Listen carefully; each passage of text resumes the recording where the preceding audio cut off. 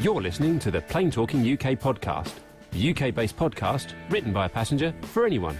And here are your hosts, Carla Stebbings, Matt Smith and Neville Bounds. What episode number was it? Well, hello and welcome to episode number 209 of the Plain Talking UK podcast. I'm Carl Stebbings, and joining me along with millions of other people in the Barn studio is my first co-host, Matt Smith. Yeah, ignore what it said on the graphics, ladies and gentlemen. It isn't 208 at all, it is 209. I don't know what. Well, it's just like being back at the 200th again, isn't it, Matt? Or was it the 199th? I have nothing to say to any of you. How are you, Mr. Smith? Oh, I'm champion, absolutely champion. Good. Yeah. I've been unpacking my present. This is very cool. Ooh, that's nice. Well, it's what type of aircraft is that, Matt? Ooh, now you're asking. Don't look at the stand. Okay. If you get this wrong, Owen is going to... Obviously, it's a 737-800, isn't it? Oh, well done. Yay! A Boeing. Yeah, it's not an Airbus, it's a Boeing. Yes, absolutely. Oh, well done, Matt. He's learning. Basically, because I was so miserable off the back of the fact that we gave the one out of the prizes I was any vaguely interested in over Christmas. Well, the third prize was the third prize in the Christmas this thingy, so somebody very kindly bought me one. So I've got my own one now. So I'm very happy now. It lives. It looks lovely. It does. It does look lovely. Indeed. Shame it's a Boeing, really. But anyway. Anyway, shut up. Joining us in the Barn studio this week, he's here. He's not on Skype this week. We're going to say a massive warm welcome to our other co-host of the show. It's Neville Bounds. Well, hello. Thank you very much indeed for that, Carlos, and great to see everybody. And I've even brought Mrs. Nev with me this week as well. Yeah, and so we have travelled easterly across the country, and what a journey it was. But we're here now, and all is good. And I've had a quick preview of the new Barn studio, which I have to say, Carlos, you've done a cracking job on. I know. We've actually found something he's good at long last. After all this time. You cheeky monkeys. Yes. I'll say that. He's done a good job. Very good. Thank you. So looking forward to coming back. Probably when we do the first show from the new studio, I'll be back here to celebrate that. Looking forward to that. Yeah. So we've got a guest host with us on the show this week, and joining us via Skype, it's our absolute prince of I was going to say Royal Jet. Royal Jet. Who's that? Our prince of Harp Jet, and he's back again with us this week, so we're going to say a warm welcome as well to Owen. Hey guys, everything's good to be back on the show. It's been a few weeks now, and I've missed out on, I feel like, quite a lot. I feel like it's been a while. It's been quite busy. Yes, we've had a lot. Owen, is it safe to say that the last time you were this end of the neck of the woods, you did have a certain trim of the hair? Oh yeah. That definitely happened. Yeah. It's not quite so frightening as it was once before. I think the whole of Instagram for Rogues Barbers in Beccles lit up when Owen's picture appeared on their site. Yeah, that was one of my most favourite pictures of all time. Actually, it has to be said. And of course, last time Owen was down this way. Of course, it was not only very snowy, to be fair, but somebody did a little bit of driving while he was down here. I've got a picture proof for that. Yeah, you see, I did start. Very kindly, Matt decided to let me loose on the road. And yeah. Did you enjoy it, Owen? No, not really. Okay, we'll move on. Okay. Actually, to be fair to him, he did. But it was a little bit scary to start off with. I mean, even I was thinking, and I've taught quite a few people to drive, and I was thinking we're never going to get out of this industrial estate because it's like. But before we knew where we were, off he went. And he drove, I should say, ladies and gentlemen, bearing in mind where we are, so we are in a little town called Bungay, and he drove all the way to Newmarket. On his first ever lesson, Blimey. which I think is pretty good going, actually. So a little round of applause. Quite well. He'll be moving on to HGVs next. Yes, absolutely. Yeah, give it half an hour. Yeah. So it is the 23rd of March. It's just coming up to 7:20 in the evening here in the UK, and we're going to say a massive welcome to everyone who's joined us in the chat room on YouTube this evening. Loads of names in there who've joined us from when we came online just before 7 o'clock.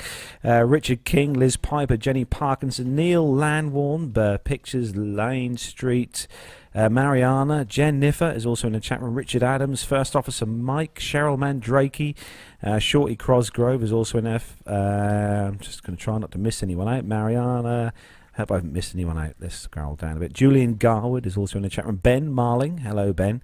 Just scrolling down, and we've got Tony S. Hello Tony, hope you're well. And Owen has just popped in the chat room at the bottom there as well. I've just noticed there. So everyone who's joined us in the chat room, welcome to you on this Friday evening. Are you all right there, Matt? Yeah, you carry on. Yeah, it's all right. Just making some minor adjustments. Carry on. Oh, right, okay. Pretend I'm not here. So we're going to say a quick announcement at the start of the show then. A special happy birthday. Well, there is a birthday actually today in the studio with us here. Birthday girl.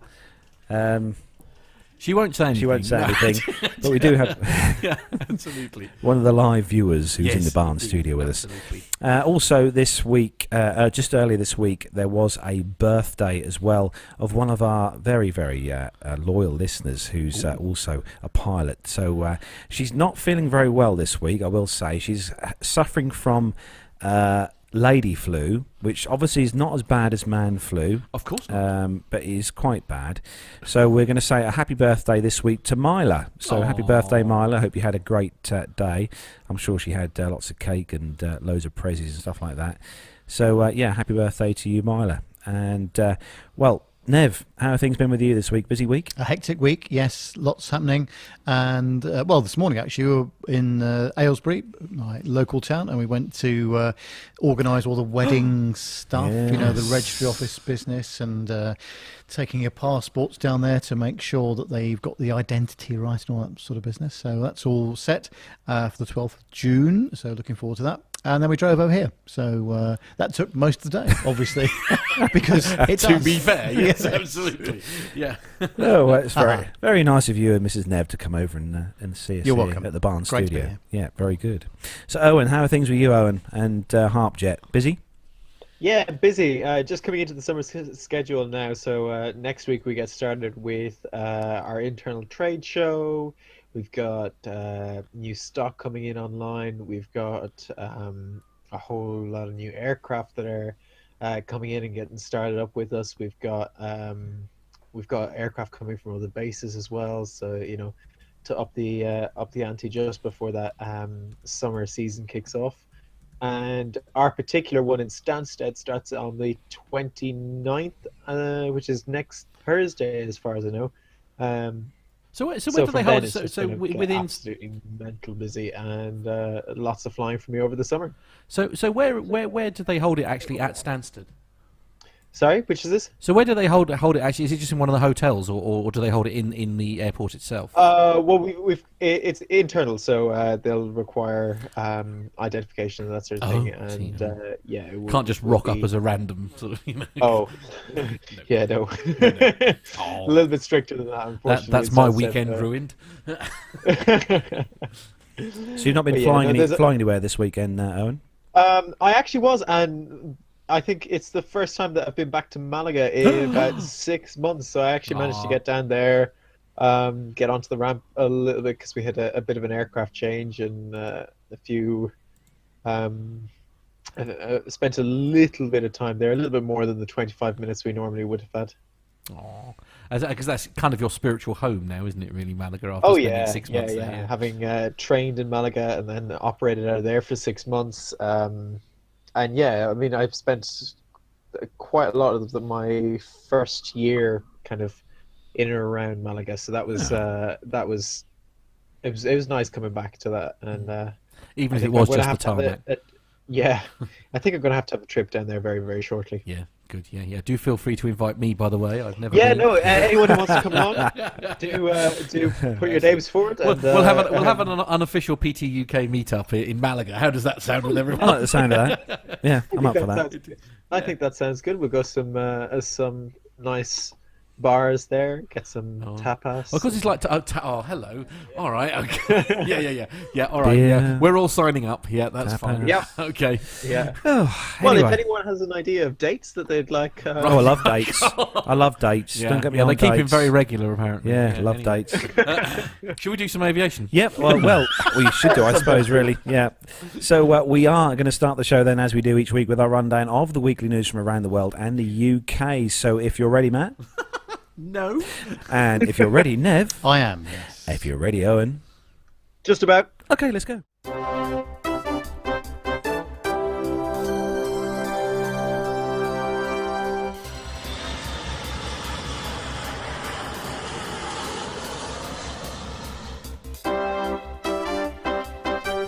So, kicking off this week's first news story is on the inc.com. That's INC.com website, and it's a story that's a bit worrying for me especially, because I do like my chocolate bars and crisps.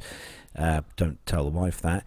But this famous airline is putting a waist size restriction on passengers in business class. I'm in trouble. So, broadly speaking, airlines are happy to annoy customers if they feel they can make money out of it. What, though, should one make of a curious decision taken by an airline with a reputation for gentle hospitality? Thai Airways just announced this week that it's going to be putting a certain restriction on passengers who travel on its Boeing Dreamliners, the 787-9 aircraft. No, it's not going to make the seats any smaller than any other aviation history airline, but instead it's going to measure passengers' waists, and if the resulting number is over a certain limit, it's going to not allow the passenger to fly. They can Here's the screw twist. right off. So we are talking about business class passengers here, not economy. Oh, right, okay. And it's because some business class passengers have been complaining about the size of their fellow humans. Thai Airlines says it claims the seats on the aircraft enjoy new seatbelt airbags that can only encompass certain girth. So if you're over 56 inches around your waist, you'll be declined as the seatbelt won't fasten, says the Bangkok Post. It's not clear, however, what the passengers will be able to do. Will they be asked to fly in coach if they do get kicked out of business class or economy, where the seatbelts may be more extendable, or will they simply be told they can't be accommodated at all on the airline? They've asked Thai Airways, and they should give an update soon as to what the rules will be. The size of human beings has become a controversial subject in airline travel. Humans are getting bigger, plane seats are getting smaller. In 2016, Hawaiian Airlines conducted a survey in which passengers submitted how much they weighed. The company used that data to establish the average cabin weight for the route in order to manage weight distribution. Last year, and we covered this story last year, Finnair were weighing passengers in order to see how much heavier they were these days, and the airline insisted this was just for research. Yeah, right. One other consequence of Thai Airways' new rules is that parents won't be able to hold young children on their laps either. Though this airline, or the airline, may be perfectly correct in its analysis, there we go, got out there, it's likely to have an effect on the brand. Well, it's safe to say that's it's so what was that? 56. 56. So that is quite big. To inches. Be fair, That is quite. I'm a very, I'm the first to admit that I'm a large gentleman, and and even I don't break the rules there. So I suppose, in fairness, there is. It's quite a generous sort of thing. Is there any comment in the chat room? Just out of interest. Oh, plenty. Yes. Oh, is there? There's What we got, Nev? Just everybody's a bit surprised that you said 56-inch waist, but that's what the story says, isn't it? It is what we said. Yeah. It's quite. I mean, that is quite generous. To be fair, I mean, it's. Not, I have a feeling that some of the pilots won't be able to use business class as crew less. There you are. Scandal. Indeed. Yeah, Mash has said that in the chat room that the seatbelts in economy don't have built-in airbags, Right. so they can be extended. You can buy the seatbelt extenders. Yeah, I've seen them online. You can buy those. They're, Well, they usually have them on board, don't they? Yeah, I mean, they you should. can't, I don't think for every passenger, but they do have some on board. No. Yeah. No, I mean, to be fair, there's a problem with the seatbelts if everybody needs one. I mean, let's be honest. But also, I think the airlines generally have a assumed weight of a passenger of about 76 kilos, which is about 12 stone. Wow. But the average must be higher than that well, now. Sure. I think it's been going up over the years due to, kebabs, basically. Stuff like that. So, so that makes an assumption that it's the person plus one or two carry-on bags. So, it's all right if you're Owen, obviously. Look at the state of that. Owen. I mean, honestly. 1 stone 1. Yeah, absolutely. Yeah. It's all right if it'll be a long time before you have to worry about that sort of thing. I suppose...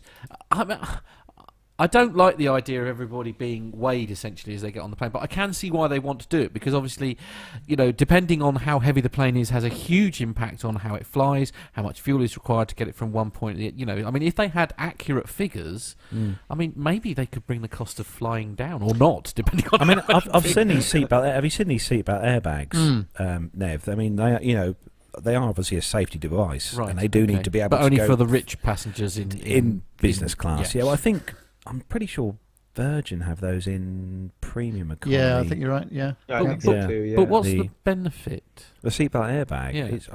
I suppose it's obviously because when you in an accident or something, you fly forward, and obviously it stops you from hitting your head on the. But forgive my naivety here, but if it's plummeting out of the sky, Well, I think just from a safety point of view, there is going to be. With the business class seats being so far away from each other, that bracing effectively is possibly not going to be as easy when you don't have something to rest against in front of you, like you would in economy. So possibly it just has that effect of restricting or preventing whiplash. I suppose so. Yeah, but as I say again, the only time it's ever likely to be actually used in anger is if it's like falling out of the sky, and I don't think the airbag is going to help you very much if it's going to burst into flames when it hits the ground. Well, we like to look at the positive side of things here, I'm a nervous passenger. Yeah. No, not on a positive note. So we're going to move on to the next story. Are we? Oh, all right. Something a bit more cheerful. So the next story How is... can it possibly be a more cheerful story if it's story number 2? Oh, because it's for you. Okay. Oh, yeah, because I'm just a ray of sunshine. Yeah. So it's on the Irish Times, this headline is Ryanair buys 75% of airline owned by Niki Lauda. Oh, okay. So Ryanair is buying... sorry, this is on the Irish Times. Did I say that? I can't remember. Anyway, Ryanair is buying 75% of an airline founded by multiple Formula One champion Niki Lauda in its first acquisition in 15 years. The move gives the Irish carrier a foothold in the former Air Berlin business, which Ryanair was eyeing after the German airline was declared insolvent last year.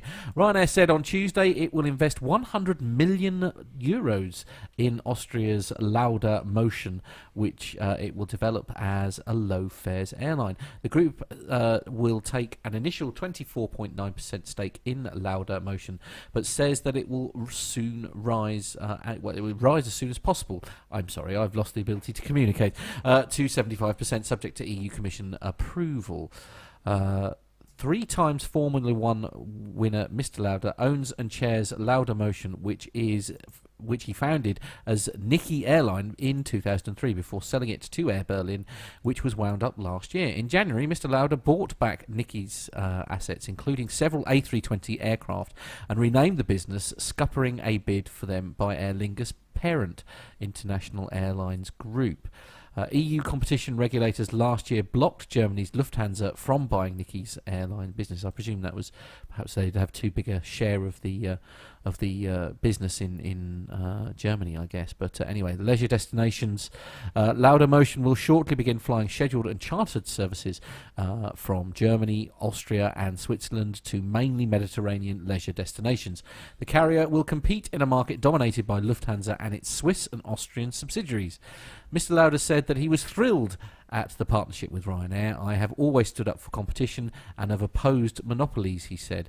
Laudamotion will be able to establish itself as a strong competitor and to grow quickly and sustainably.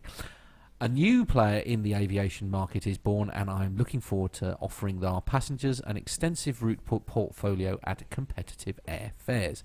Mr. Lauda will chair the airline while Ryanair will provide financial and management support. The Irish airline will lease 6 aircraft and crew to Laudamotion this summer to enable it to complete its flying program. Ryanair will pay less than 50 million euros for the 75% stake, but will provide an additional 50 million euros for year one startup and operating costs. The strategy is for the airline to reach profitability by year 3 of operations, provided the plan to grow the business of a fleet to a fleet of at least 30 Airbus aircraft is successful. That's interesting. That's a first for Ryanair. Ryanair Chief Executive Michael O'Leary says that he looks forward to working with Niki Lauda to successfully develop his vision. The Laudamotion Air Operator Certificate will support a fleet of Airbus aircraft, which is something we have hoped to develop within Ryanair Group for some years, he said. Stephen Furlong and Ross Harvey, analysts at Dublin stockbroker Davy, noted that the deal strengthens Ryanair's position at Palma Airport, as it includes 50 landing slots used by flights from Dusseldorf in Germany and Vienna in Australia. Mr. Furlong and Mr. Harvey also suggest that it opens up the possibility that Ryanair could ultimately do a deal to buy aircraft from Airbus, which supplies Laudamotion's planes. Ryanair only flies Boeing aircraft and is due to begin taking delivery of 200 of the US manufacturer's 737 MAX planes from next year. And I must admit, I find that decision slightly surprising, that they're sort of contemplating having a mixed fleet. And one of the things that you always sort of assume that's quite beneficial, I suppose, is the fact that if you're flying the same aircraft, you only need one set of spares. I mean, you know, it's one set of crew as well. And from crew's point of view, it's a very easy thing to just have one aircraft type to learn, as opposed to having 6 or 7 like they might in another airline. But I know they are going to wet lease these aircraft to Niki. So excuse my naivety here. What does a wet lease mean? Well, it means that you're going to be leasing out the cost of the fuel, all of the crew, and basically just.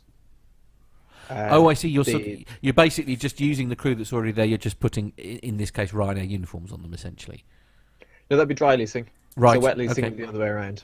Right. Okay. Did I mention I'm no good at this? No. It is quite confusing, and I don't think I've explained it well.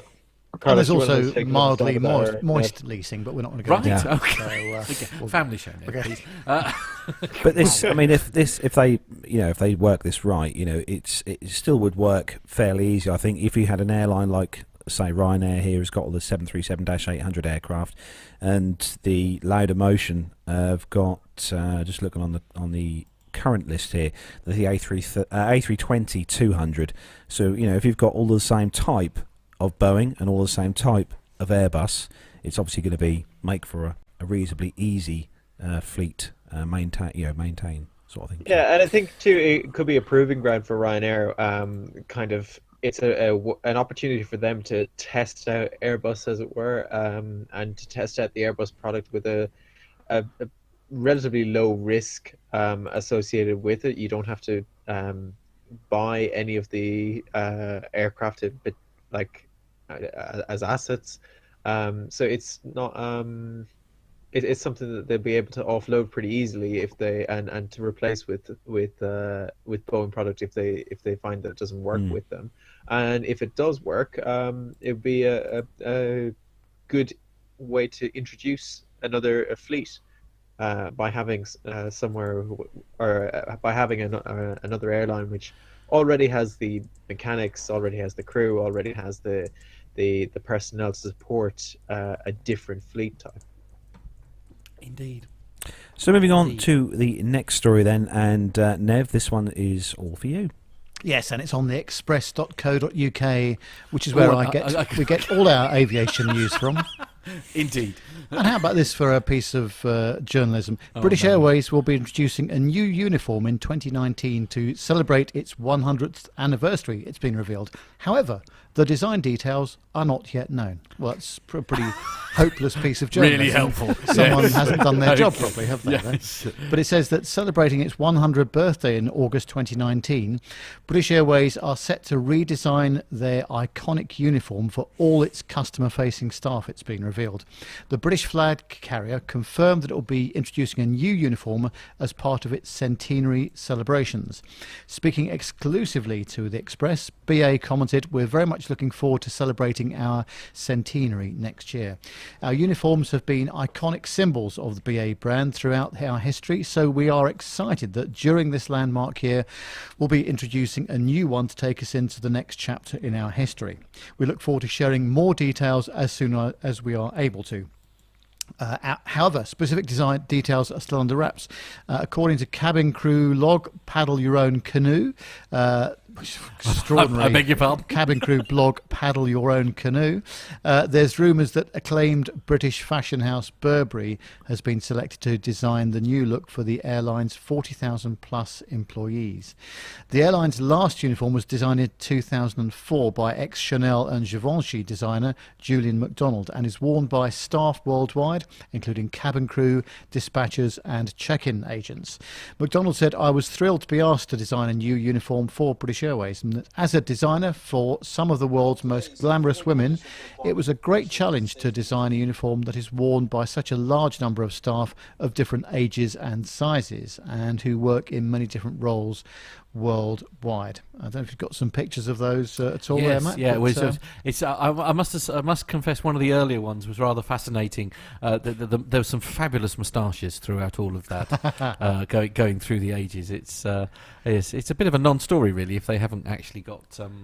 But some of those old uniforms, though, just looking at the pictures that Matt was flashing up on the screen there, I can remember the where are we? I remember that well, we can't see on the screen here. It's in front of me here, but that particular uniform and stuff when they had the various designs on the tails of the BA aircraft. Just imagine how expensive it would be to actually. I mean, BA is not the largest airline in the world. Just imagine how much it costs to design and produce uniforms for all of the staff, not just flight crew and cabin crew, but as they said, dispatchers and all the customer-facing staff. Because not forgetting, one of those big American airlines recently made changes to their uniforms, and the staff had problems with these said uniforms because I think it was because of itching or some kind of. Right.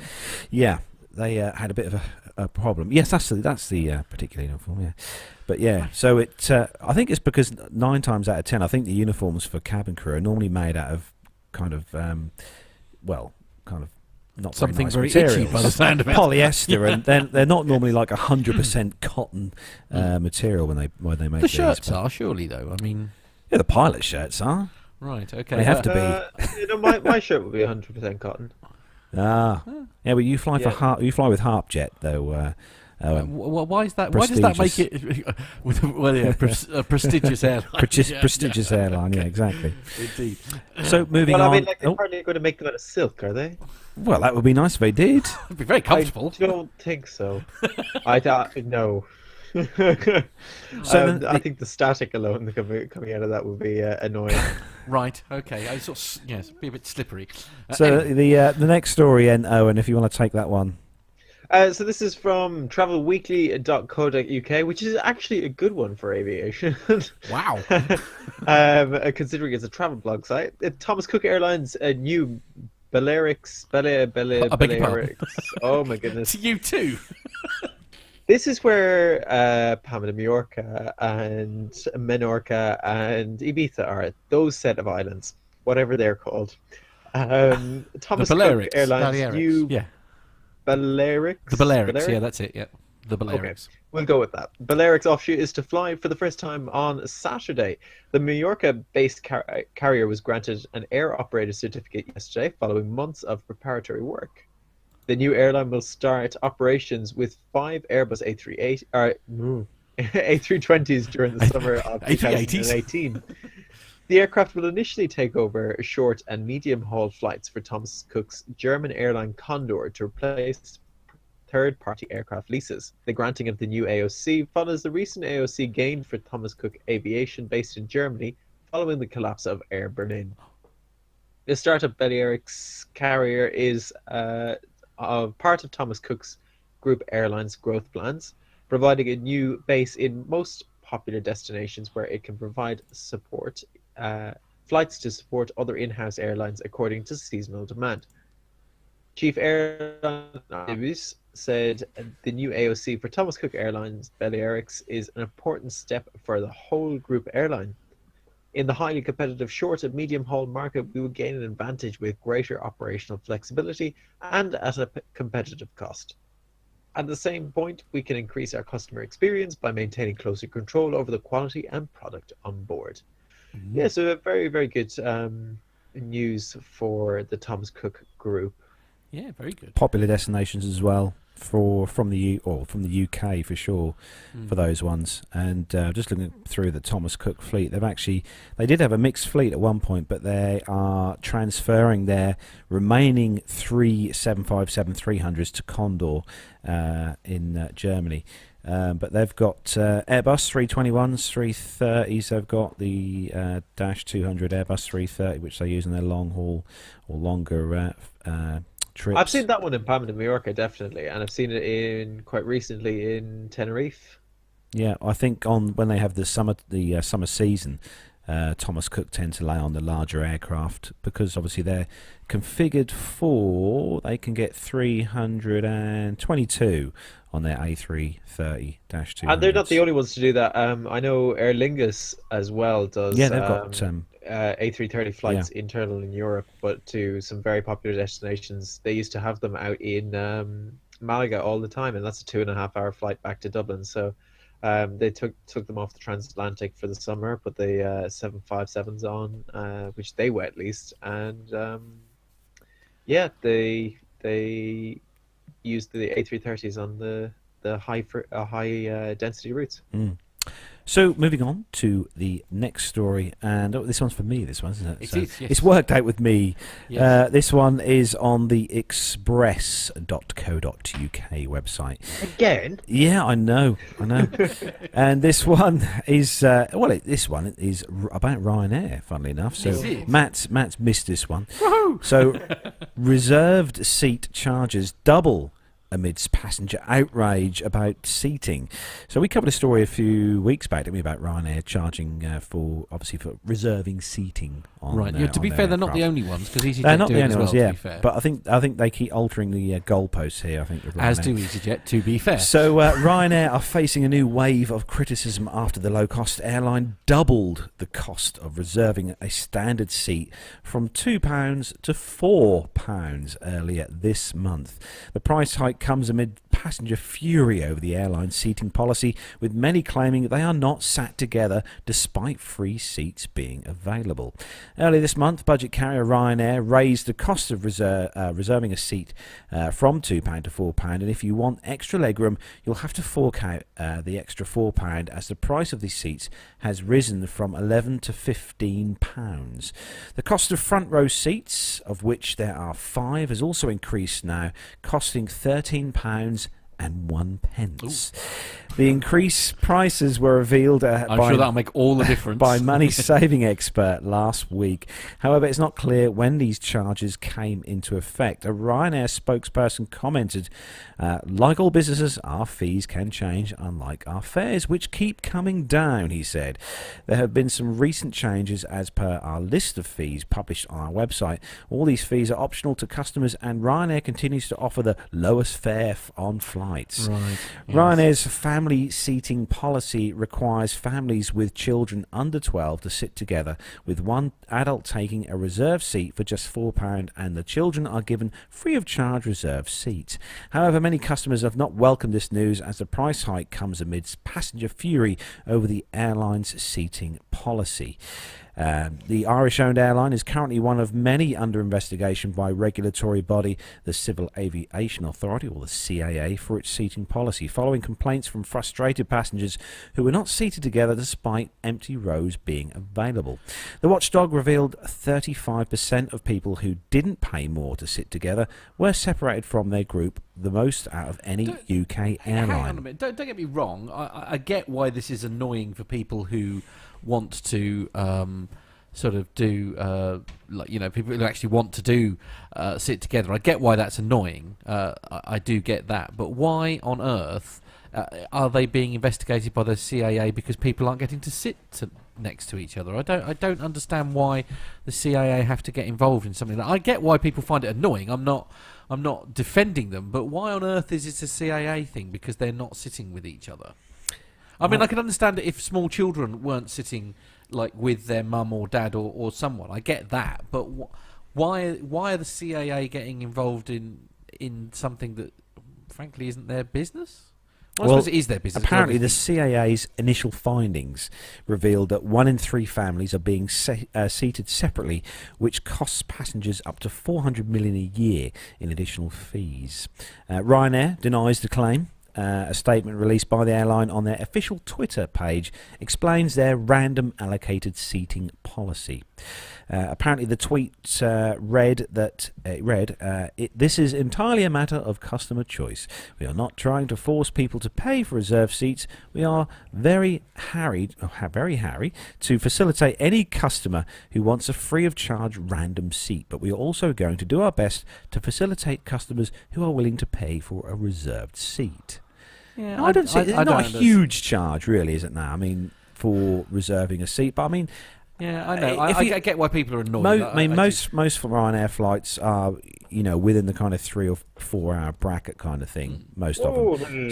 Some are less than that. I'd say they're less than that. Yeah, less. I'm sure.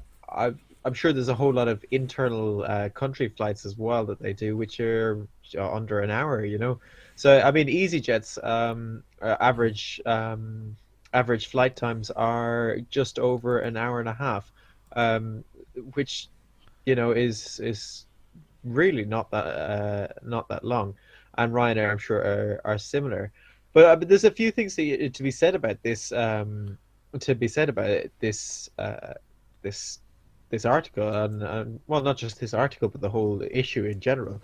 First is that with any low-cost airlines, they're going to have to find some way to bring the actual fare itself down, and that's what they're doing. They're adjusting fees in order to bring those fares down, and I'm not too sure that it's giving a passenger more choice necessarily. However, I mean, it definitely does make it more accessible to everyone when you have lower fares. With the airline you fly with, Owen, do you find that there are many people when they board the aircraft that may not have paid the extra money to get to sit next to each other, who kind of ask you, oh, can I go and sit next to my friend?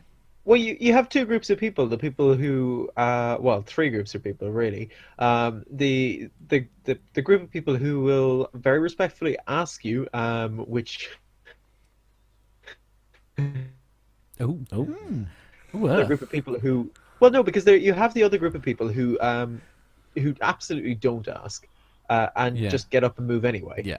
And that is very frustrating for us. It makes it very difficult for us to count exactly how many people we need in each particular zone, or in case we have weight and balance issues, to put people into the proper zones.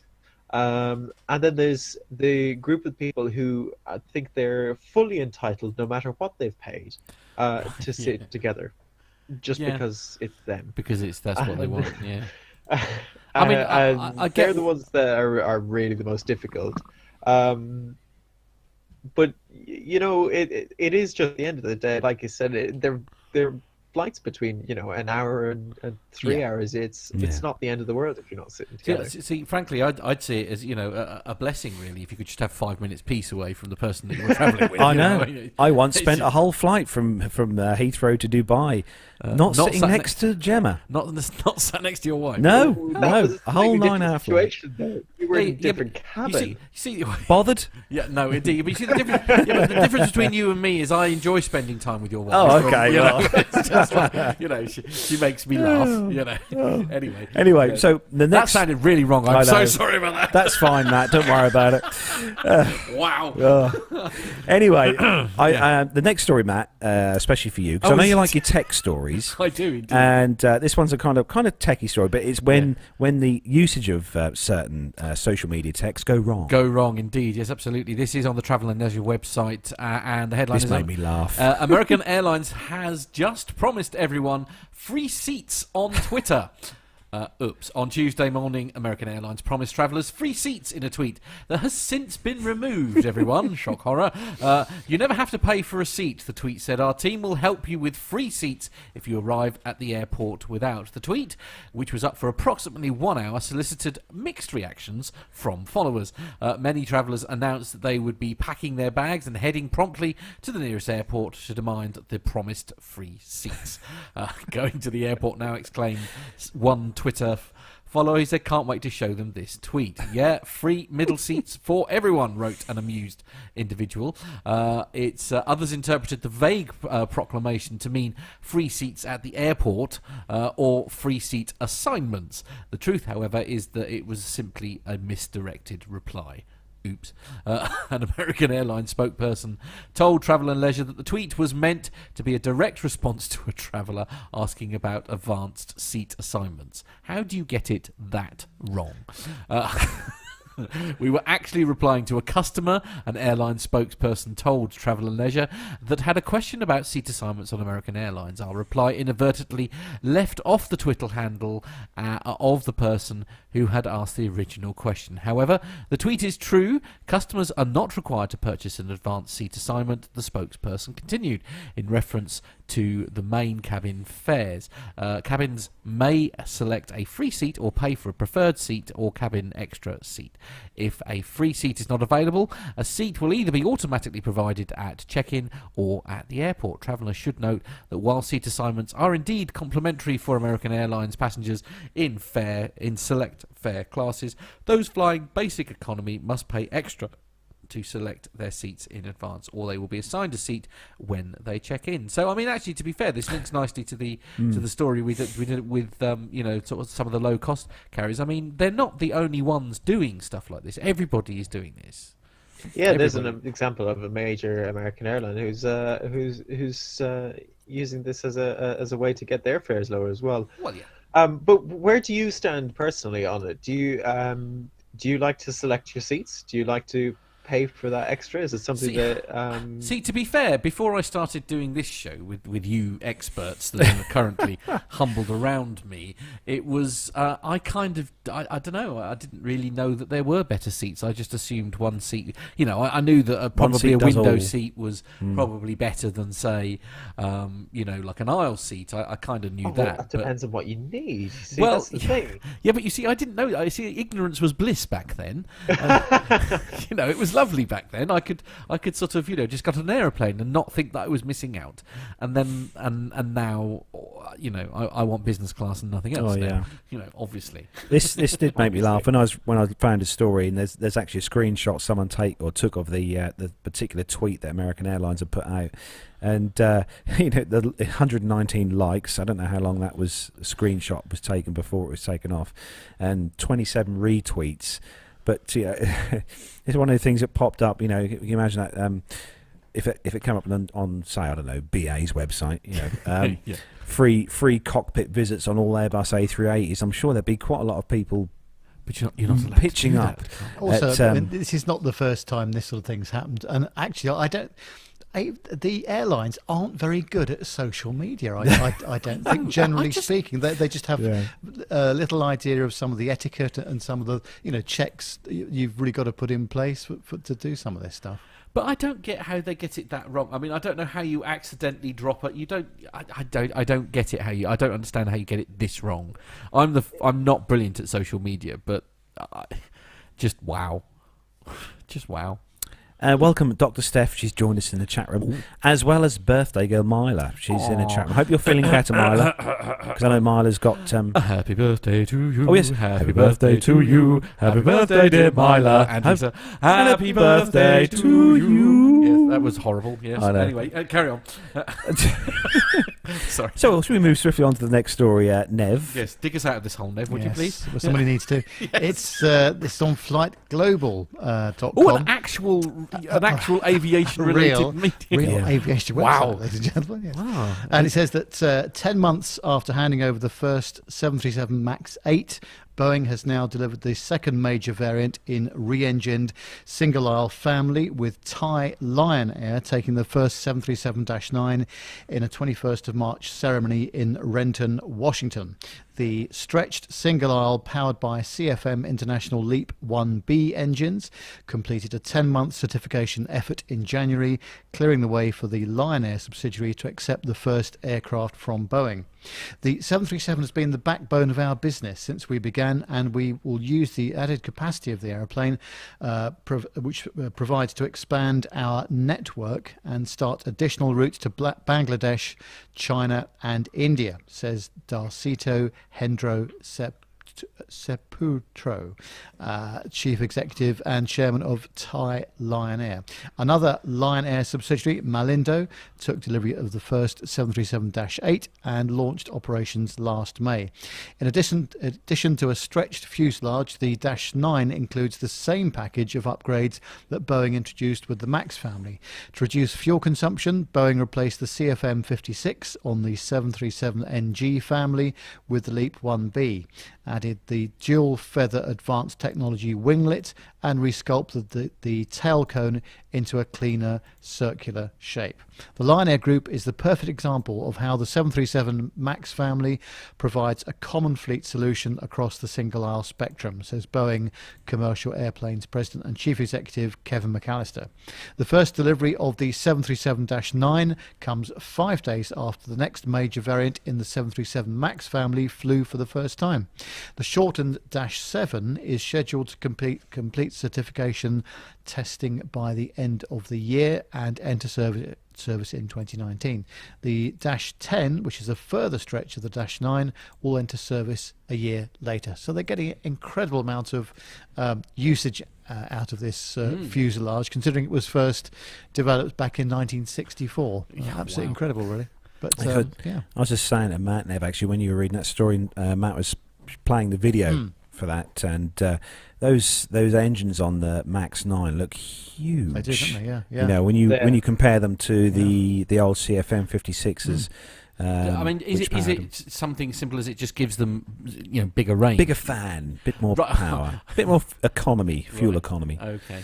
Yeah, but they are very, very cool engines. I was lucky enough to be in one of these 737-9s when they came into my home base last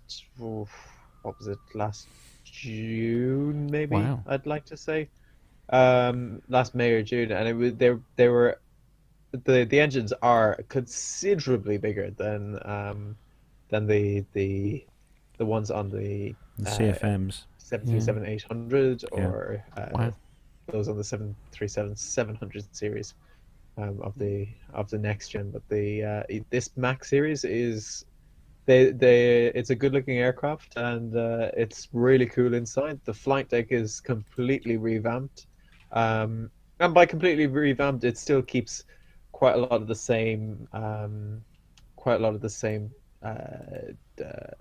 sort of feel to the aircraft as it did in the next gen series, but it definitely looks a lot more a lot more modern, updated, and there's some really cool nifty features in it as well. Yeah, very good.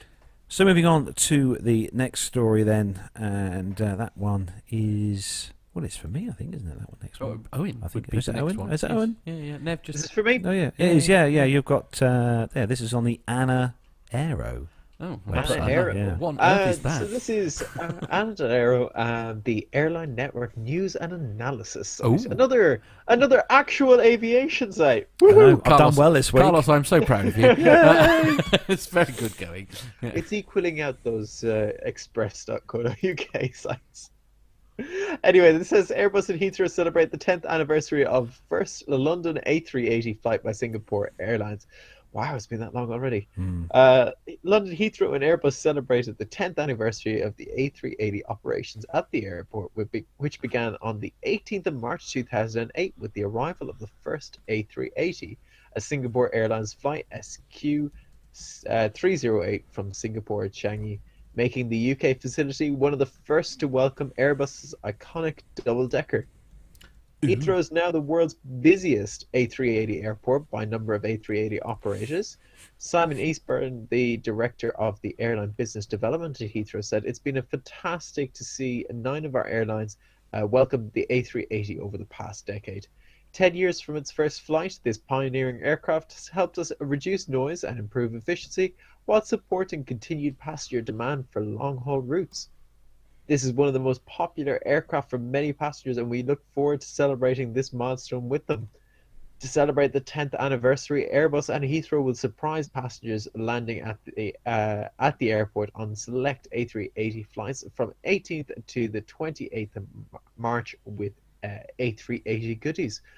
So if you are flying on an A380 in and out of London Heathrow from now until until Wednesday, you may be in for a treat. See, I mean, we're 10th forever running. anniversary. I know we're forever running stories though, where they're saying that has the A380 had its day, and is it, sort of not necessarily been as successful perhaps as people hoped. But I mean, it's such an iconic aircraft, isn't it? I mean, everybody knows what an A380 is. They know it's an absolute beast of a thing.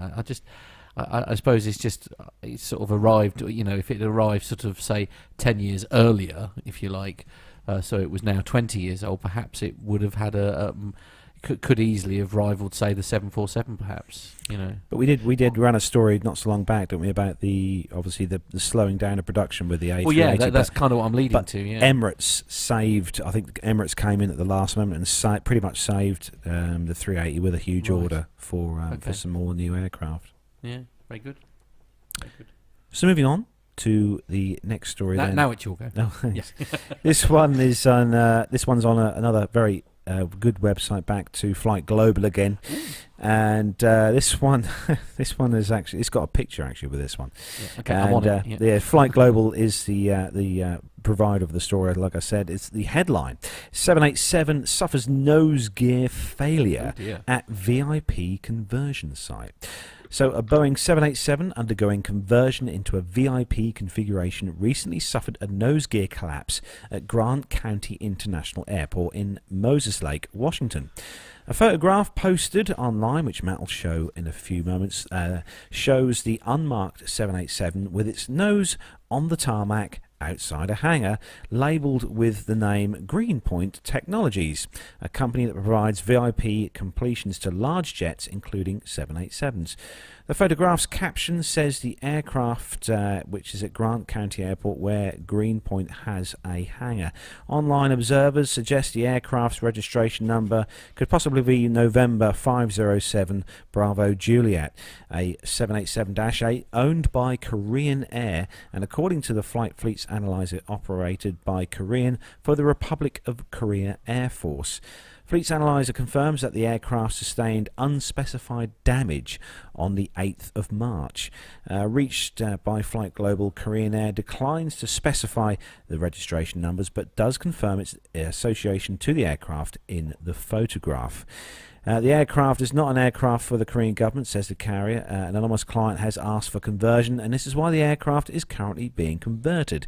It is true that Korean Air is doing the conversion for an anonymous client, but because of the request from the client, we are unable to specify the registration number of the aircraft Korean adds.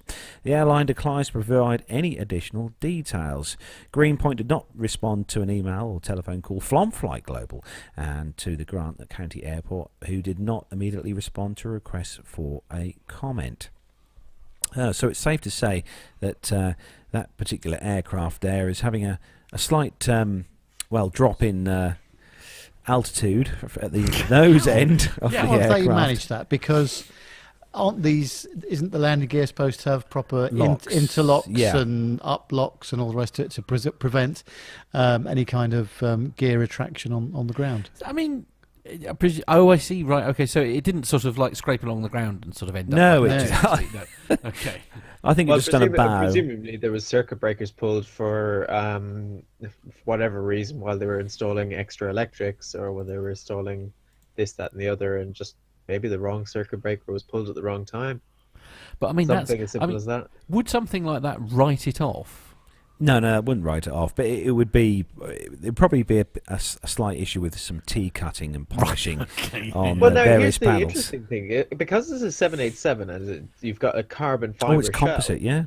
It's going to be a lot more difficult to repair. Bit of filler, that's what you need. Bit of filler, yeah. Rub it down, cram in a bit of filler. A trip to the local garage will sort that one out. Yeah, absolutely. Off to your local car. But if you place, notice as well on that picture, Matt, Nev, do you notice how close the engine nacelles are to the tarmac with that particular? They're on it. They are actually. Yeah, they're on the tarmac. And they're quite close anyway. Yes. But yeah, you lose the front landing gear. That's a game over. Yeah.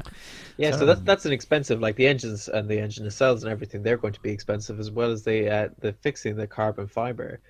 Because that's not expensive, or that's not cheap to fix, and it's quite difficult. You remember was it the Ethiopian 787 that was basically stuck in, was it a tent in Heathrow, maybe? Right. Oh, the battery thermal runaway business. Yes. Yeah. Well, that was expensive, and that had something to do with fuselage as well, didn't it? Oh dear. One thing I tell you, looking at that picture though, I'd hate to be a cabin crew pushing a trolley from the front section to the rear. Right? Yes. Yeah. That would be an issue, certainly. Yes. Absolutely. Look at Owen's face. Yeah. Horrible. Absolutely horrible. It's kind of the way it is, though. You know, with takeoff and our climb and descent phases of flight. No, that's not far off. Right. Okay. Moving on. The next story. Next story. Flight Global is the my brain is really that's it. Yeah. The story. We'll go with the word story. Sorry. It's the headline is what is that? Aerolíneas. Aerolíneas. Oh dear. Right. Aerolíneas grounds 15 737s after a hailstorm. Aerolíneas Argentinas, oh dear, have you picked this especially for me, has grounded 15 Boeing 737 aircraft in its domestic and regional fleet after the aircraft were damaged by severe hailstorms on the 4th of March at Buenos Aires Aeroport, Aeropartner? I don't know. Anyway, Buenos Aires Airport. The SkyTeam airline was cancelled had cancelled multiple flights until the 25th of March and temporarily halted all domestic fare sales. The carrier cancelled 35 flights and rescheduled 49 flights today. No other airlines have reported similar damage to their aircraft.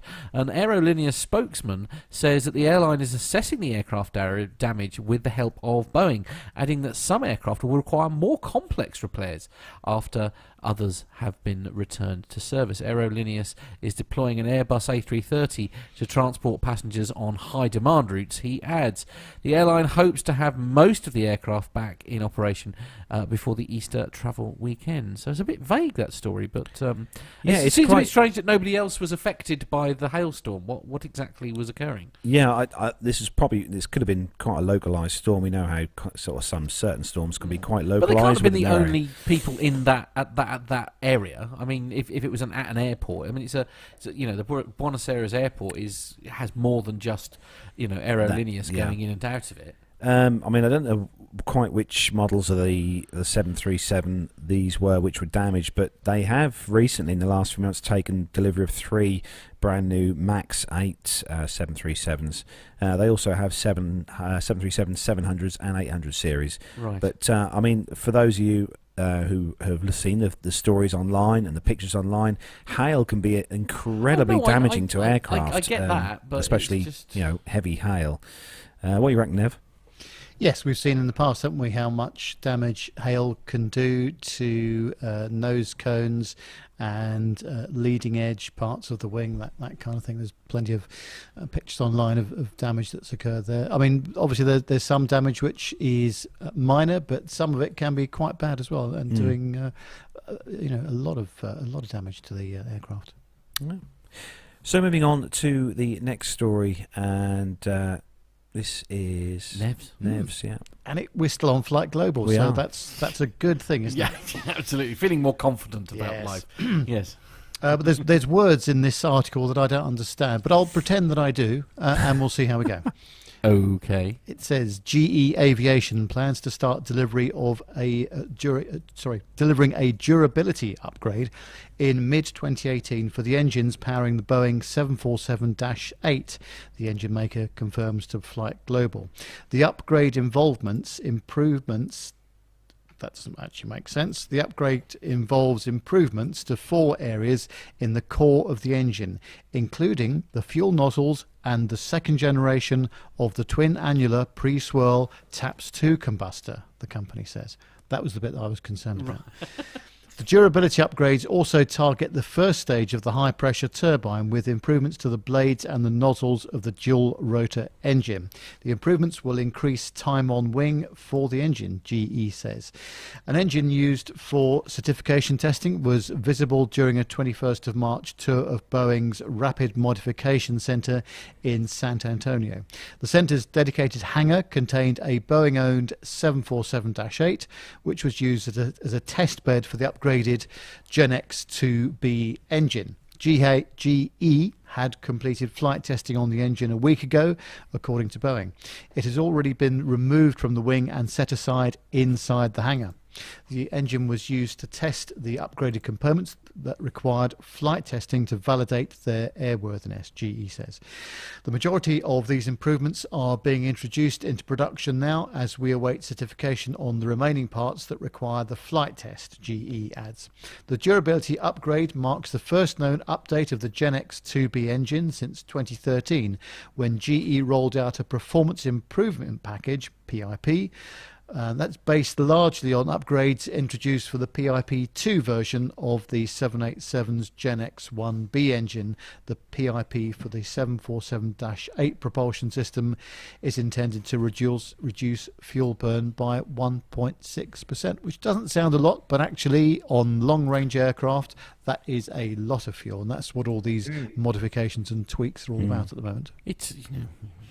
Easy peasy. And when you look at some of the prices, I mean, we've talked about prices of airliners, like the Airbuses and the Boeings and stuff, and how much these airliners cost to buy as an aircraft. But looking at the prices of a GEnx 2B engine, these engines have a list price of just over $22 million each per engine. Wow. And there are 4 of these on the 747-8. So it's expensive. Aviation is expensive. It is expensive. There's no getting away from it at all. But it's one hell of an engine now. I've seen the videos, a few videos on YouTube actually of the tests they done with these the engine and stuff with the 74-8.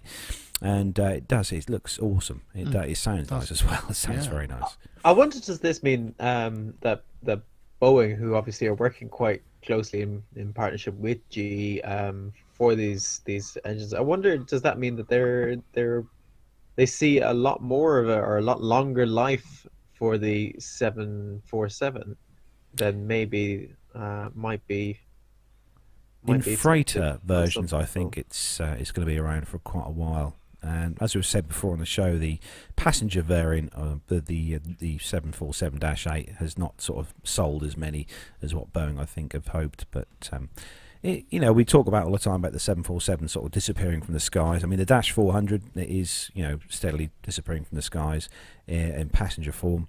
But I think, the 747 is going to be around in the skies for a considerable amount of years longer before it. But definitely, at least it's good to see that they're not letting it die.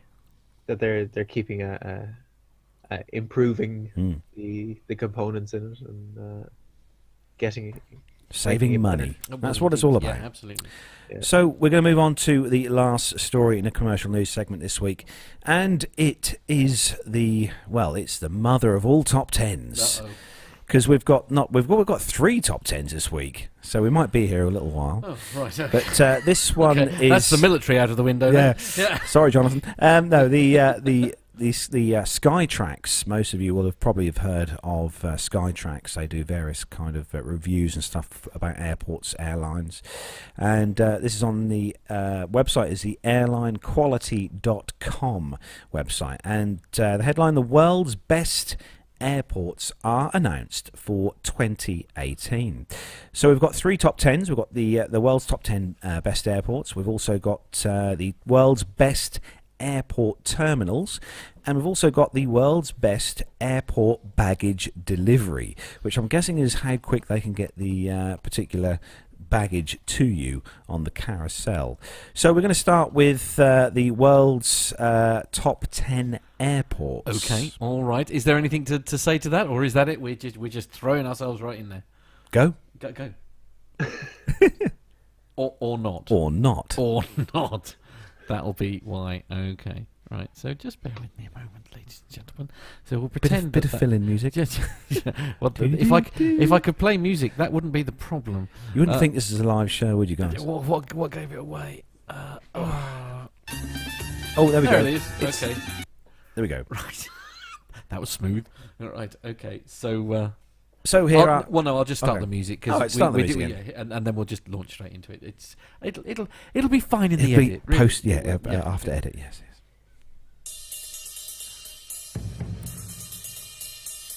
So the world's top 10 airports. Then here we go. So we're going to start off at. It is number 10.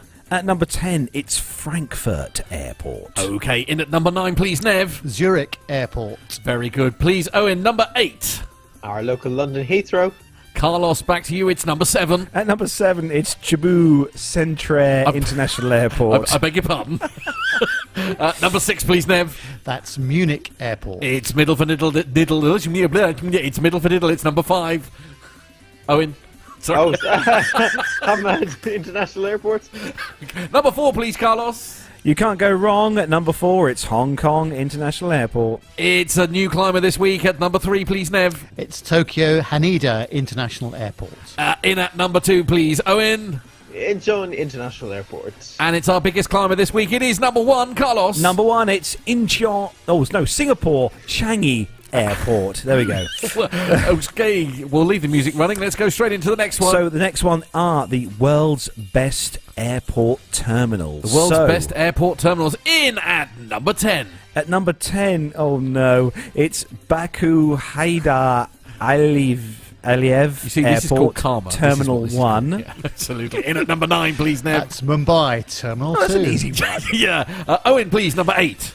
Paris Charles de Gaulle, Terminal 2M. Good. Number 7, please, Carlos. Number 7, Dubai, Terminal 3. Number 6, please. That's Madrid, Terminal 4. Number 5. Tokyo Haneda International. In at number 4, please, Carlos. Oh, I've been here. It's number 4.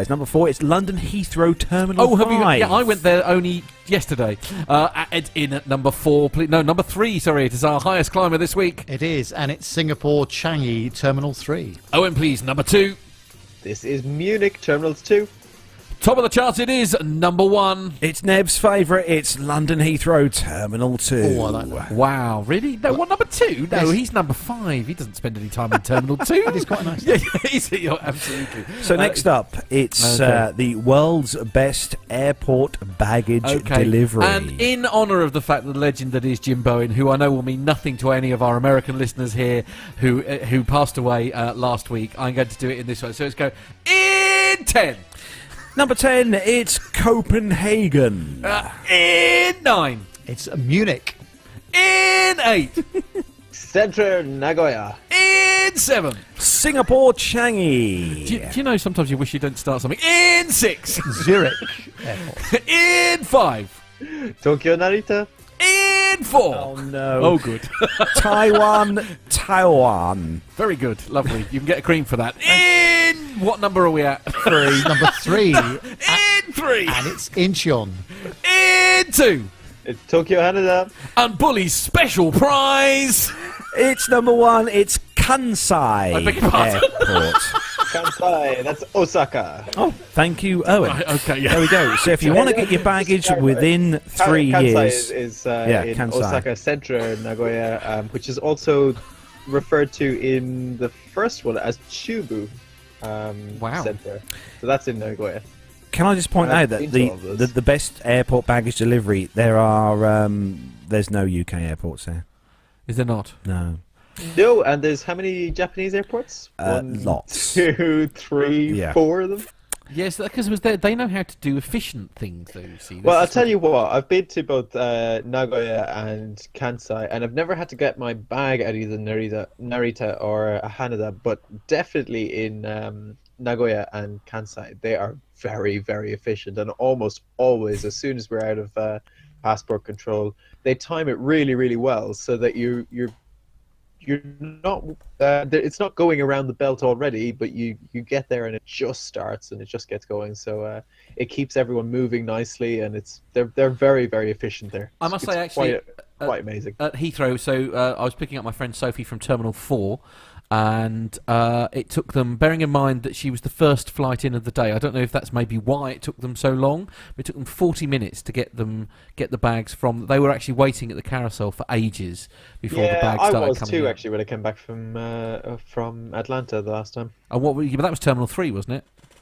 No, that was Terminal. Anyway, yeah. Terminal. Oh, maybe it was Terminal 3. Yeah. Okay. Yeah.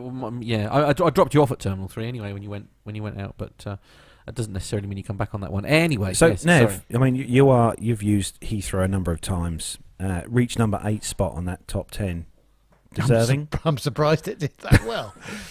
It just depends on what time of day it is and how it's all going. Sometimes it's just been an absolute breeze.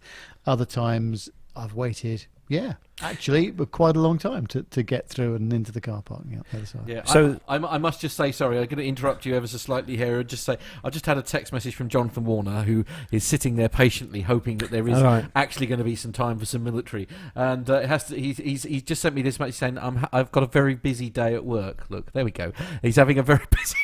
It's tough life, isn't it? Nice boiler suit, by the way. That's very impressive. Yeah, absolutely. And off the top of that story, then the awards, the Skytrax Awards, were actually held at Passenger Terminal Expo in Stockholm, Sweden, on the 21st of March, which was actually on Wednesday this week. Very so there we go. Okay. So they've also got a load of other ones on worldairportawards.com if anyone wants to go and take a look. But they've got things like the world's cleanest airport, the world's best airport for shopping, world's best regional airport. I wonder, is there any of... Come on, though. You don't go to an airport to shop. Come on. No, I don't know. You shouldn't go to an airport to shop. I don't think that's as debatable. But no. Access to a Wetherspoons. Yes, I get that. That's fine. Can I just say, I've just on the Skytrax, the awards, it's got a list of the world's top 100 airports. Wow. And Nev, what's this airport in the 100th position? Oh, I'm not going to pronounce that because I'm bound to get it wrong. It's one of those airports that you can easily get wrong, so I'm not going to mention it. Okay, right. Pardon, Owen? Fukuoka. Are you right? Yeah. Did you want to... What was that? No, that's are we supposed to follow that with a bless you? Is that what? No, okay. Anyway, can we stop being silly now? Because we do need to finish very soon, and we've got some military and stuff. Oh yes, we have. And we've got a visit to the local pub establishment as well. We have indeed, absolutely. So we are going to have some military news, but we are going to have a quick, swift break. But we will be back with you after these messages. Find this and other great shows at the Aviation Media Network. TheVoicesInYourHead.com.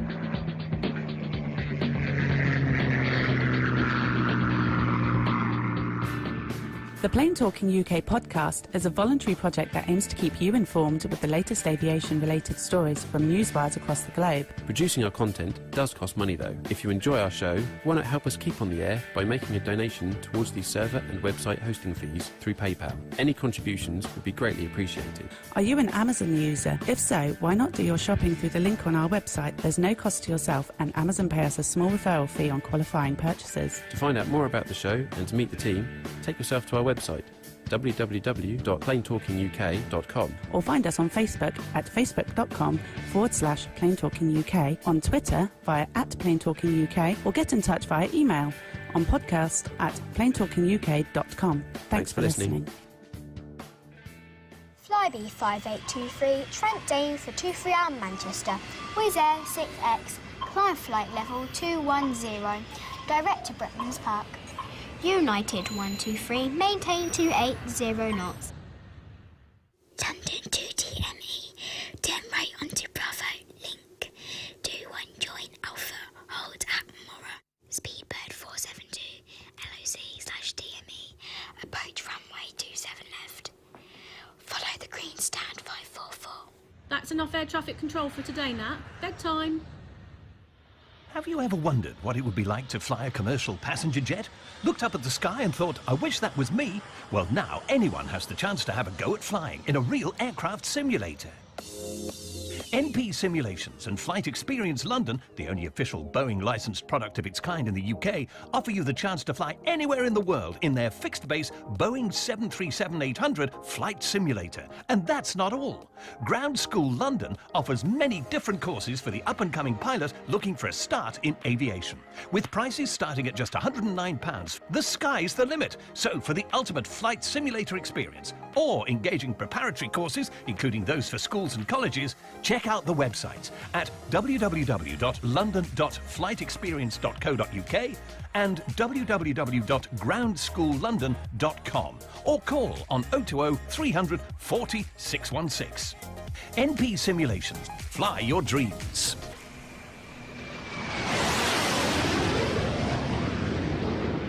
And we are back. We are indeed.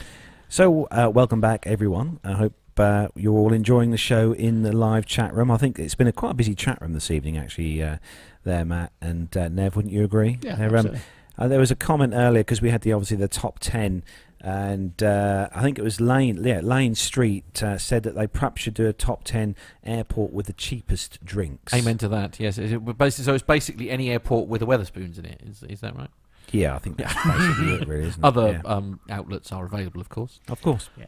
None as good. So we are going to crack on with the military news, because we have got a couple of really important announcements to make at the end of the show. Have we? How very exciting. Okay. So if everyone's ready? Yes, I'm good. Are you there, Owen? Yes, I'm here, ready to go. Here we go then.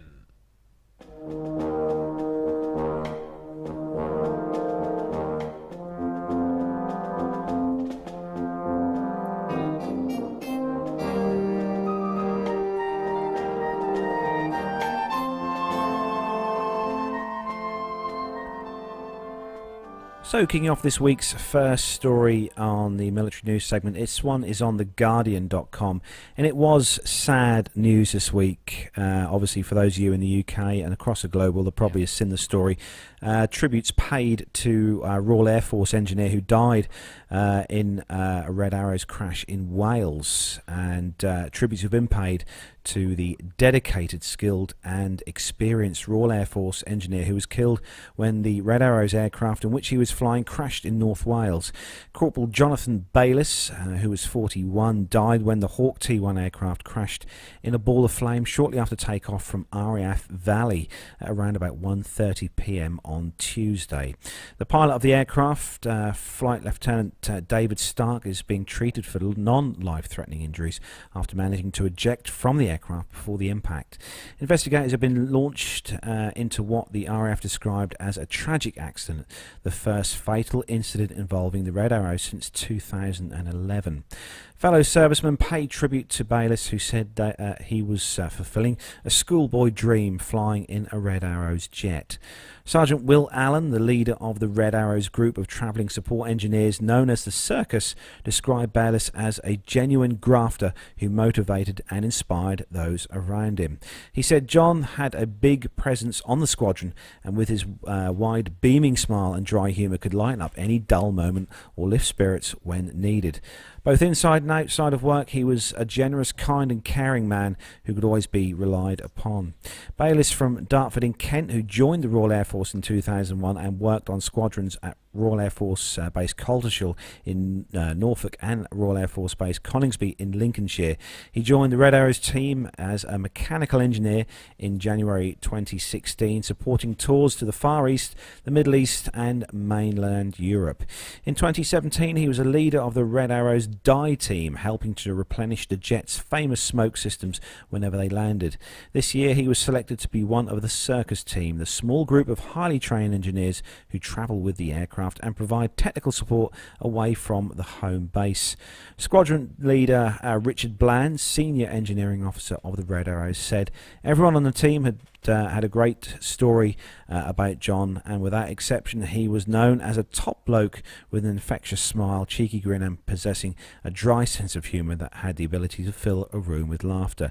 Now, it is sad news. I mean, we've all seen the Red Arrows flying at various events over the years, and what isn't always pointed out a lot in the shows is the fact that the pilots are supported by the engineers, who obviously have a big part to play in all the displays that the Red Arrows put on across the globe. And it isn't just literally the jets that are in the air. No, there is a huge support team that makes everything work. I know, for example, when we were in Pittsburgh, that it took me a bit by. What's the name of the American version? Oh, the Blue Angels. The Blue Angels, and I've never seen a team so huge, frankly. I mean, they took up an entire hotel in Pittsburgh all on their own. I mean, I don't think they quite do that with the Red Arrows, do they? But it's such a massive team that keep these things in the air. And obviously they're very regular visits to here in Norwich, aren't they? Because they choose Norwich Airport when they come into when they're doing things in Lincolnshire and that, aren't they? So it's and indeed Yarmouth and I mean, to put it in perspective, only about 10% of their total crew are pilots. So they've got about 90 or so support staff, including engineers, I suppose, marketing and public relations, and a whole host of other people as well.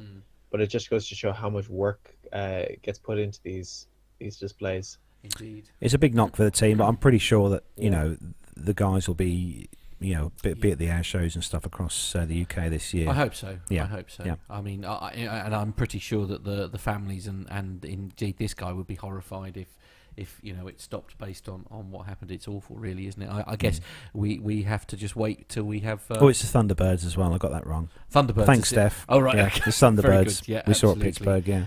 Yeah, it's. Well, I mean, they're saying that the Hawk T1 has been flights with the Hawk T1 have been suspended as precautionary measure while the investigations continue into the cause of the crash. But I dare say that'll be quite a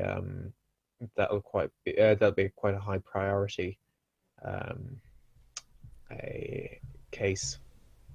Indeed, yeah. So okay, I'll do the next story then. This is on the Popular Mechanics website, and the headline is Navy Super Hornets are getting an upgrade. So the Super Hornet Block 3 will have an improvement to allow it to fight alongside the F-35C for the foreseeable future. So the US Navy and Boeing are working to update the service's fleet of Super Hornet fighters to a new Block 3 standard while gradually updating existing planes to the new standard.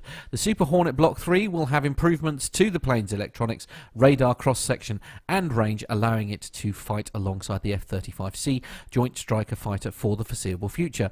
The Super Hornet was introduced in the 1990s 1990s as a bigger, more capable version of the original Hornet fighter, now called Legacy Hornet. As older aircraft such as the F-14 Tomcat and Legacy Hornet peel off to that great boneyard in the sky, the Super Hornet has gradually come to dominate the flight decks of the US Navy's aircraft carriers. And today, most of the Navy's strike fighter squadrons fly either the FA-18E, the single-seat version, or the two-seat FA-18F. The US Navy is purchasing enough F-35C Joint Strike Fighters to eventually equip half of the service's strike fighter squadrons deployed on America's aircraft carriers. The remaining half will still consist of Super Hornets. The new Block 3 standard will keep these fighters relevant as the Navy contemplates flying against advanced air defences and aerial threats from countries such as China and Russia. One Block 3 upgrade, Aviation Week and Space Technology reports, is the use of low observable coatings to reduce the Super Hornet's radar cross signature. The Super Hornet was originally designed with a lower radar cross signature than the Legacy Hornet, but any aircraft planning to operate alongside or otherwise near the very stealthy F-35C needs to up its stealth game. The Block 3 upgrade also consists of an advanced cockpit system with a large area display for improved user interface, a more powerful computer called the Distributed Targeting Processor Network, a bigger data pipe for passing information called Tactical Targeting Network Technology. Another upgrade schedule for Block 3 is designed to extend the lifetime of the jet from 6,000 to 9,000 hours. That will buy the Navy up to a decade more flight time per jet.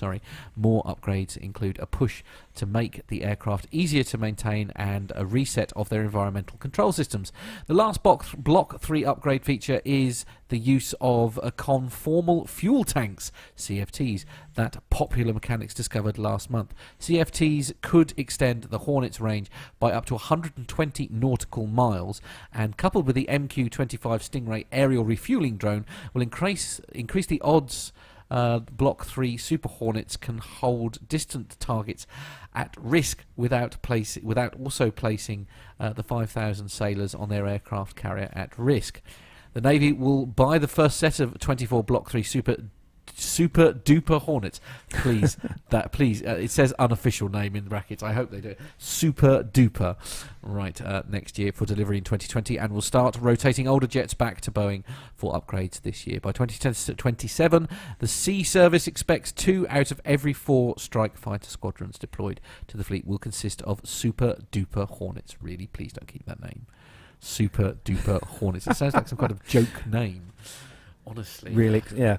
So a bit of info on the Super Hornet then for Mr. Warner. He's got his feet up somewhere watching this show, I expect. Yes. First flew in 29th of November 1995, introduced into service 1999. Used by primary users the US Navy, United States Navy, and the Royal Australian Air Force. 500 of these, just over 500 of these been built so far. Very good. If you want to go and buy one of these, Matt, because I'm sure you do. Absolutely. We could buy one for Jonathan Warner because it's right. I think it's his birthday at some point. Yeah, I don't think it's far away. Yeah. Yeah. If you want to go and buy one, you think it's his birthday at some point this year? We could buy one of these. Really? Buy one of these for Jonathan. I think we've got just enough in the Patreon account. $70.5 million. Oh, splendid. Yeah, absolutely. To get one of these. So change the spirit. Yeah, absolutely. Yeah. Maybe I can buy another one of my. Maybe I can buy another model to go with this one. We could probably provide the point. And that's it. Right. Nothing else. Very good. So the last story then, Nev. What's this one? This is on Flight Global. This is actually following up on a story that we covered a couple of weeks ago about the US Air Force criticising Boeing on new KC-46 delays. And Secretary of the Air Force Heather Wilson heavily criticised Boeing for what she believes will be further delivery days or delivery delays of KC-46A Pegasus aerial refueling tankers during a House Armed Services Committee hearing on the 20th 20th of March. The USAF had expected Boeing to deliver the first KC-46 by the end of 2017. Now, the airframe manufacturer said that it will deliver by the second quarter of 2018, but the USAF believes it will miss that target date as well. The Air Force thinks that it's more likely to be late 2018, and Boeing has been overly optimistic on all of their schedule reports, Secretary Wilson said in her testimony. One of the frustrations with Boeing is that they are much more focused on their commercial activity than getting this right for the Air Force and getting these aircraft to the Air Force. I think it's probably a little bit unfair because there's two different divisions, I would imagine, within Boeing that just deal with different types of aircraft.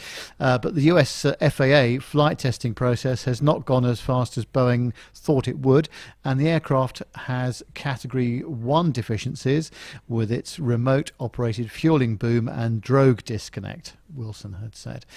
We have asked them to get their A-team onto this to get these problems fixed and get the aircraft to the Air Force, she said. But for its part, Boeing said it's doing all it can to deliver the tank as soon as possible.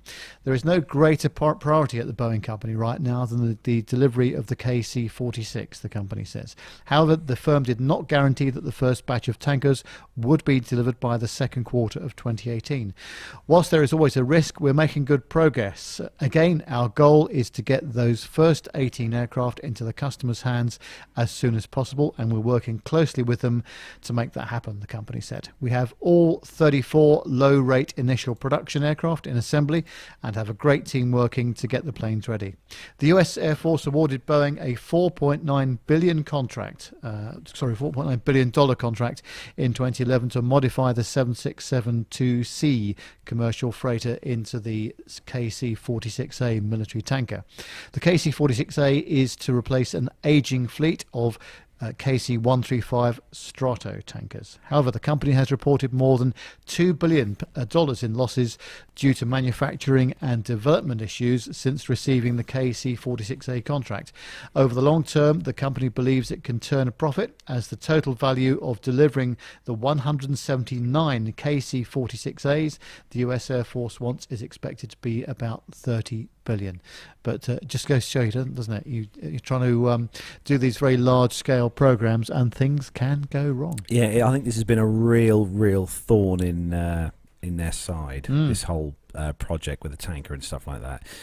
And you kind of assume, you kind of think this is based on the 767, and you kind of look and think, well, grab a 767, sling some refueling stuff on, and there we go, you're all done. But I think this is a bit more of a... Of course, you're turning a technical... what is effectively a commercial aircraft, passenger aircraft, into military-grade stuff, and it must be a huge job. It's not just a case of painting it grey. Making a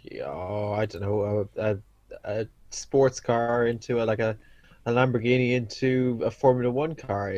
They're really different kettle of fish to the two aircraft. Oh dear, what have you seen in the chat room? I'm just reading some of the comments in the chat room. Obviously made you laugh. Neil Lamborn has commented. He says, A-team, he says, I ain't refueling no plane, fool. Right, okay, very good. That's not bad, Carlos. I'm impressed. That's quite good, I know. Been practicing that and everything. Yeah, absolutely. So that is the last story then on the military news segment this week. Sorry, Jonathan Warner. Yes, but we have just got a bit of info really for the military lovers on the show, and for those of you who are in the UK, or for those of you around the globe who do have access to BBC One, this Sunday, the 25th of March at 8:30 p.m. on BBC One, there's a programme, RAF at 100, and this is kind of a programme all about the 100th kind of centenary of the Royal Air Force, and this is going into quite some depth as to where they all started and to where they are now, the Royal Air Force. So it's going to be quite an interesting programme. So that's on Sunday, the 25th, this Sunday at 8:30 p.m. on BBC One.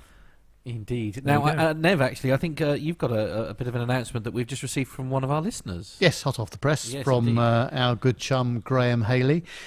Graham has just got himself together with the ATC guys. Oh, It's wow. a well-known London airport. So he's going to be doing a sort of a how I got here sequence for us over the next couple of fantastic. weeks. He's gone and bought himself a new mic as Oh, well. very good. So we should be hearing more from Graham in the next couple of weeks about, like the sound of that. about his ATC journey, which would be Indeed. really interesting, won't it? It would be very fascinating, actually. And congratulations, Graham. Yeah, mate. nice. Sounds Yeah, good. Yeah. Sounds very good. Very pleased for you, Look Graham. forward to that. Great.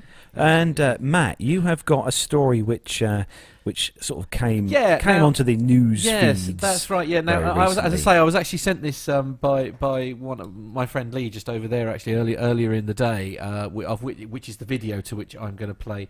Because we had a story earlier on yeah. the show about kind of the misuse of apps or social indeed. media. Yeah, absolutely. So while I played the video, basically, there's been a story that's been breaking essentially with people in a cockpit of an EasyJet, I assume either an A319 or an A320, mucking around with sort of Snapchat basically while they're in the air. Now, it is a bit of a non-story in some respects, but this is basically sort of the update on it essentially. So an EasyJet captain and his co-pilot have been suspended amid reports that they filmed Snapchat videos during a flight.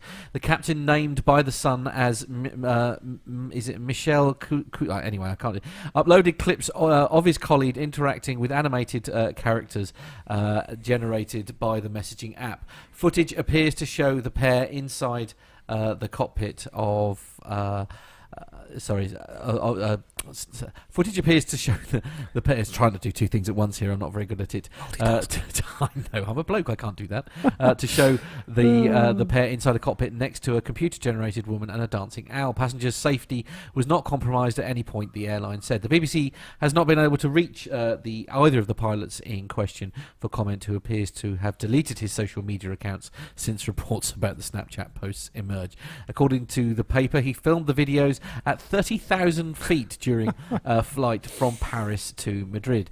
It said it had been contacted by passengers who had branded the stunt dangerous and irresponsible. A spokeswoman for Luton-based EasyJet said it happened when the aircraft was not carrying out any manoeuvre and the flight was being operated safely. She said, whilst at no point was safety of the passengers compromised, this falls well short of the high standards EasyJet expects of its pilots. It is not acceptable and it is not representative of the thousands of highly professional pilots who work for the airline. We take this issue seriously indeed, and as such the pilots have both been suspended in line with our procedures pending a disciplinary investigation. So thank you for Pip to sending that update in earlier this evening. But it's I don't know. I mean, is it that much of a thing? I mean, well, maybe not. But why post it?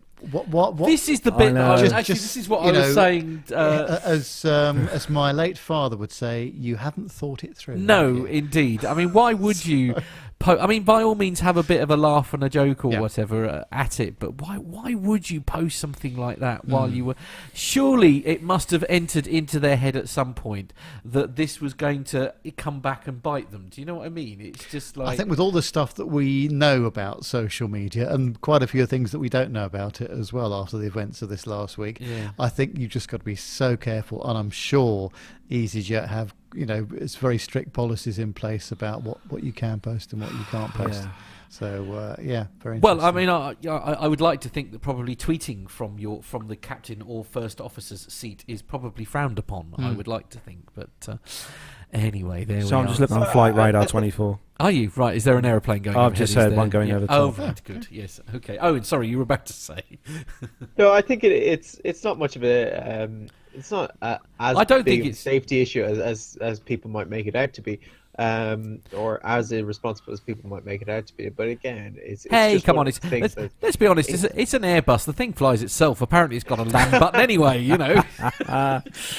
Oh dear. Anyway, it's just it does not look professional. No, it doesn't. To be using the phone. You mean you never post pictures on social media, Owen? Not exactly when I'm working. No. Oh, there we go. No. No, just if I'm having a haircut, that's all. No, I need that. Haircut now. Haircuts are different. Yeah, and also, in fairness to Owen, he didn't get a choice in it because I was the one taking the photograph. So it's just like, So before we wrap up this week's show, we've got just one more announcement to make, and that's for a show coming up on the 6th of April. Oh, yes. That's not next week, but the week after. On that show, we are going to have the head of air show operations from Farnborough International. Andy Coulson is going to be joining us live on the show. He is. And Andy has all the job of putting together all the infrastructure at the Farnborough Air Show, ready for the air show this year in July. So that's coming up on Friday, the 6th of April. It's in a couple of weeks' time. So do please get your questions in. Either if you're not able to join us live, why not bung us a quick email with your questions? There's going to be them to lots of questions. I think. Indeed, podcast@planetalkinguk.com. That's podcast@planetalkinguk.com. Obviously, if you can join us live in the chat room, then you can leave your questions as so many of you do when we have our guests on. But this is really quite exciting because I mean he is literally in charge of the biggest air show in the UK. There's no two ways. It's probably the biggest in Europe, maybe. I don't know. Well, perhaps not, but it's up there. I mean, it must be up there certainly. I mean, Paris is probably sort of the biggest, if you like. Yeah. But I mean, it runs alongside Paris, doesn't it? Absolutely. Every 2 years it switches over. Or every year it switches over, isn't it? Yeah. So it's going to be very exciting. So a real honour, really, to have such a high-profile character joining us. It's going to be good. It's going to be interesting to find out just what it takes to put the air show together. I cannot imagine. I cannot imagine the paperwork that man has to go through. So that'll be on the 6th of April on the Friday. So we look forward to that. Yeah. Okay. So we're going to start to wrap up the show then. So we are going to say a huge thanks to everyone who's joined us in the YouTube chat room this evening. Loads of names in there as always. It's been a fantastic night to see everyone in there and enjoying themselves and chatting amongst themselves quite a bit. Actually, there's been some rather interesting comments made in the chat room. None of which that can be broadcast, I assume. Well, most of them can, but it's been good to see you. But thanks to everyone in the chat room, and also a big thanks as well. Don't forget to everyone who downloads the show each week via YouTube, iTunes, and all the various podcast platforms across the network where you can get the show. But and don't forget as well the t-shirts. We still have some t-shirts. If anyone wants to grab themselves one of the P2K t-shirts, take yourselves over to the website www.planetalkinguk.com. There's a little tab on there, store, I think it's called, isn't it, Matt? Yes, store. You can click on there and grab yourself a t-shirt as well. Any last words, Nev? Well, just really enjoyed coming back to the barn again. It's been absolutely great fun, and looking forward to pint. Yes, absolutely. Ooh, yes, it's pint time now, ladies and gentlemen. That's why we're wrapping up. Really, it's it's an excuse to go down the pub. Lane Street has said, "Short show today, thirsty boys." Yes, very much so. Yes, we're very thirsty. Absolutely, this is the trouble. So that is where we're going to bring the show to a close. I'm just going to lean this way and say, "Happy birthday, Lisa." Yes, happy birthday, Lisa. Yes, happy birthday. Absolutely, happy yes. Birthday. Yeah, there we go. So, from all of us here in the studio, Mrs. Nev has tucked herself around the corner, and actually, Gemma is in the barn. Gemma, do come and say hello very quickly, won't you? Because your fans have missed you, dear. She's ignoring me. That's fair enough. Come and say hello very quickly. We'll get her to come and say hello, because I know some of the people in the chat room have probably missed. Yes, absolutely. Because we're not allowed in the kitchen anymore. You see, so come and say hello to some. Come and stand next to someone anyway. Stand next to me. Yeah. No, nothing is level in this 17th century barn. I don't know if you noticed that. I found that out building the studio, Matt. Absolutely. I found that out the hard way. Yeah. So lean into your husband. Pretend like you like him. Okay. Have you missed me in the kitchen studio? No, it's a short answer. No. I've been able to get on with my life. Yes, what a real treat. Yeah, so Gemma's here because we're all now going down the Armando pub, says hi. Oh, yeah, hi, there Armando. we go. Tony S. Yeah. Myla Hi, and Jenny and everyone. There we go. Look. That's right. She can't hear you, Owen, I'm afraid, but Owen's saying hello as well. Owen's Owen. Yes, there we go. So that is, I'm afraid, ladies and gentlemen, where are we going to bring? Where we do? Yeah. So do that again, Owen. They couldn't see you. Go on, do that again. There you go. Oh, bless. So there we are. That's where we bring bring the show to a close. Thank you very much, as always, for keeping us company this evening. Again, thank you for downloading it. You're all absolute stars, you really are. From all of us here in the Barn Studio. Have a great weekend, everyone. Bye. Bye.